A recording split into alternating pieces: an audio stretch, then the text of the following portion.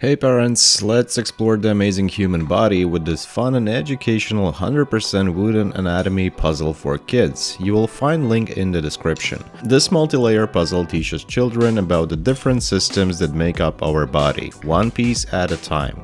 We start with how we look on the outside, our skin, hair and face.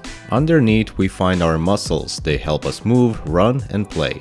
Next up is the circulatory system. Here's our brain, heart, and the network of veins and arteries that carry blood through our bodies. And at the very core, we discover our skeleton, the bones that hold us up and protect our organs. Perfect for curious young minds, it's encouraged problem solving, fine motor skills, and a love for science. Typically, such wooden puzzle is perfectly suited for kids aged from 3 to 8 years old. Of course, age appropriateness also depends on the child's interest and maturity level.